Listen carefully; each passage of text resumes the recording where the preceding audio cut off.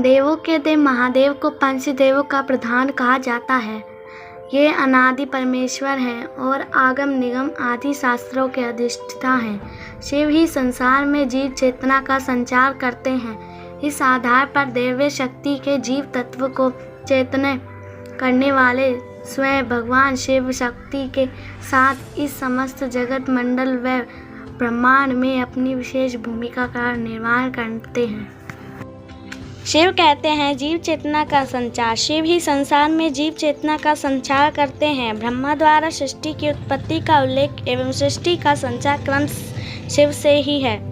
शिव प्रथम, विष्णु द्वितीय तथा ब्रह्मा तृतीय स्थान पर है, किंतु सांसारिक मान्यता में ब्रह्मा प्रथम, विष्णु द्वितीय तथा शिव तृतीय प्रलयकारी के रूप में माने जाते हैं।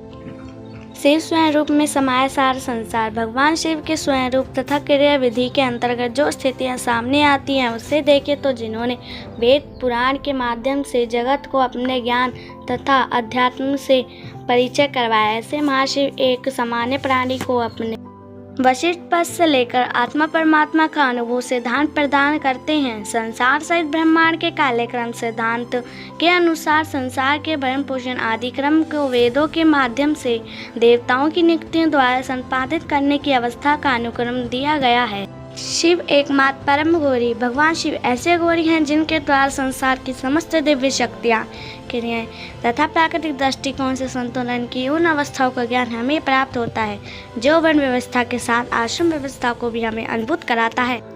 अध्यात्म शब्द से देखें तो दो प्रभाविक उल्लेखित होते हैं, जिसमें क्रमश अध्यात्म अर्थात वह आत्मा जो अधिभूत अधिक के नाम से जानी जाती है। चूँकि समस्त भाग विद्या अनुक्रम 5 महाभूतों से संबंधित है, देव पांडियन के पौराणिक मान्यता पर निर्भर करता है।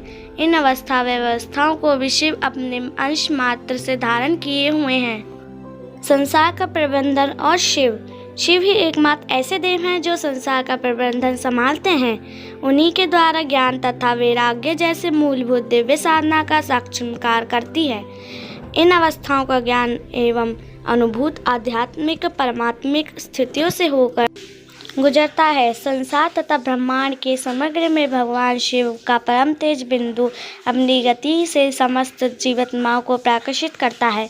ये सभी जीवात्मा शिव के उस स्वरूप का दर्शन व अनुभव करती है जिसके अंतर्गत संसार की ये सभी परिस्थितियाँ आश्रम व्यवस्था पर आधारित हैं।